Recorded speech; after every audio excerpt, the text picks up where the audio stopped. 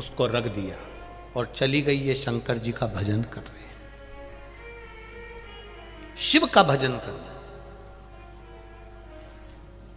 चंदन की जो शिला होती थी, देखा है आप लोगों ने? किस किस ने देखा? वो चंदन को घिसने का एक पट्टा होता है छोटा सा, उसकी जो शिला होती है,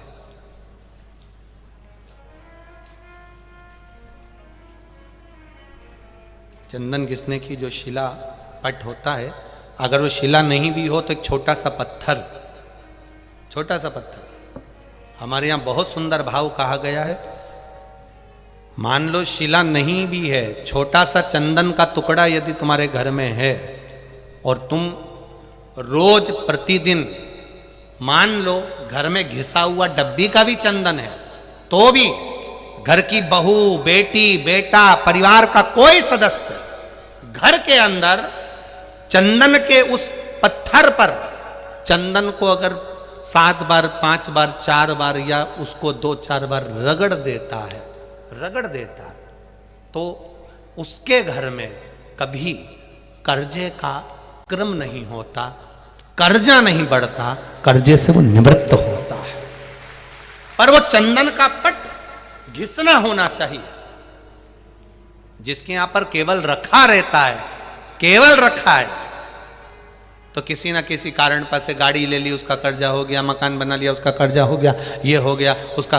उस चंदन के पट पर पानी डलना जरूरी है, भले 2 बूंद डले और एक बार ही उसमें रगड़ा लगे, तो वो कर्जे को मुक्त करता, वो कर्जे को समाप्त करता। और उस पे लगा हुआ चंदन का थोड़ा सा भाग घर में अगर शिवालय हो, घर में शंकर जी का शिवलिंग हो, उस पे लगा दो। और अगर नहीं हो तो उसी चंदन को जब आप किसी कलश में जल लेकर जाओ, उसी कलश पर लगाकर चंदन को लेकर जाओ और शिव जी को समर्पित कर कर आओ। चंदन लगने से ही कर्जे की मुक्ति होती है, कर्जा समाप्त होता है, वो कर्जा रहता नहीं। अब चंदन की जो शिला होती है, चंदन की जो शिला थी, अंबा ने उस चंदन की शिला को घिसना प्रारंभ करा। इतना घिसती रही, इतना घिसती रही, इतना घिसती रही, शिव जी के पास में चंदन घिसती, शिव जी का लेपन करती, चंदन घिसती, लेपन करती, चंदन घिसती, लेपन करती, चंदन घिस घिस के लेपन करती रही।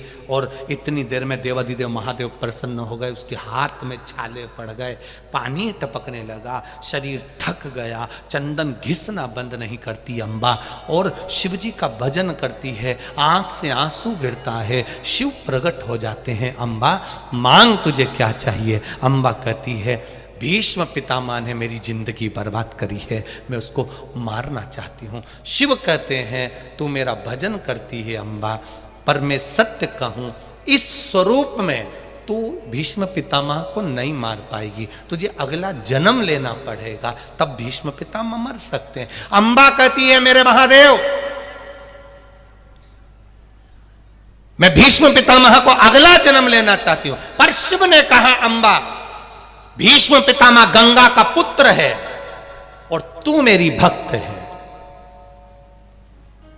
शिव शंकर का जो द्रोही होता है, शंकर के भक्त का कोई दुश्मन होता है। हम कई बार कहते हैं, कोई शिव मंदिर जाता है ना, उसको कभी मत परेशान करो साहब। कोई शिवगुण गाता है ना, उसको कभी परेशान मत करो।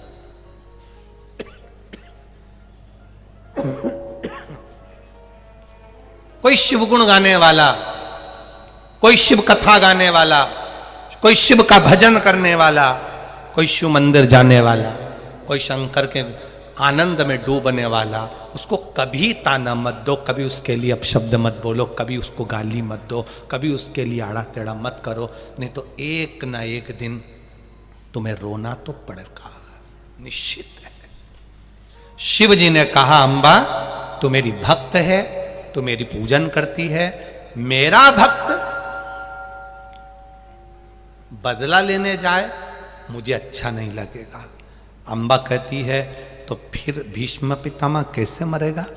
भगवान ने कहा, तुझे बदला लेने की जरूरत नहीं पड़ेगी, तू तो केवल सामने जाकर खड़ी हो जाएगी और भीष्म पितामह मर जाएगा। ये शिव है, अपने भक्त को कभी नहीं कहता कि तू बदला लेना। अगर शिव भक्त को किसी ने गाली दी है तो शिव भक्त से निवेदन है पलट कर जवाब मत देना, तू गाली मत देना। कोई ने तुझे अपशब्द कहा है, तू अपशब्द मत कहना। किसी ने तुझे ताना दिया है, तू ताना मत देना। किसी ने तुझे गालियां दी है, तू पलट कर गाली मत देना। महादेव ने उसकी व्यवस्था कर दी। अंबा मैं तुझे वर देता हूं, तू अगला जन्म ले। अगला जन्म कहां लूंगी मैं? भगवान ने कहा तू द्रुपद राजा के घर में बेटी बनकर जन्मेगी, तेरा नाम शिखंडी होगा, फिर सब लीला तेरी हो जाएगी और तू नहीं मारेगी, मर जाएगा भीष्म पितामह।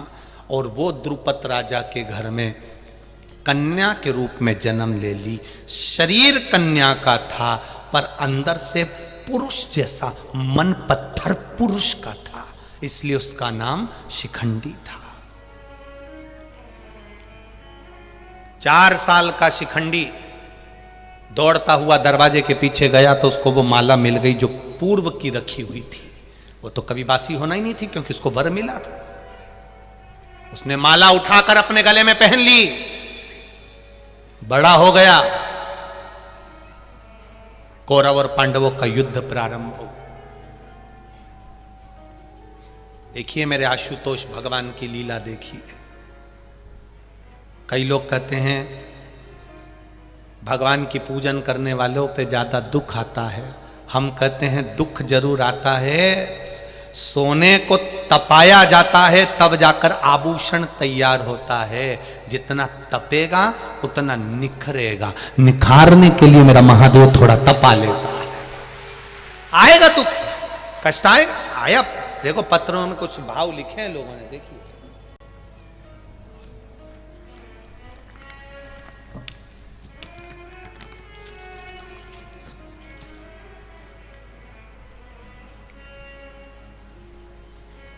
मेरा नाम लता साहू, पति श्री बुद्धराम साहू, ग्राम मिर्चित, जिला सारंगढ़,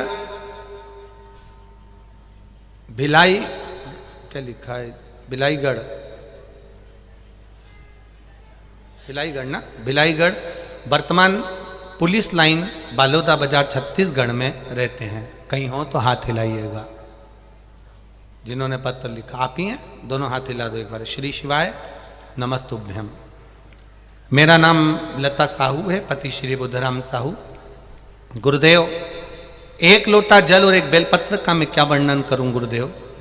2021 में अचानक पेट में दर्द हो गया, फिर सितंबर 2021 में पेट में दर्द बहुत बढ़ गया। हमने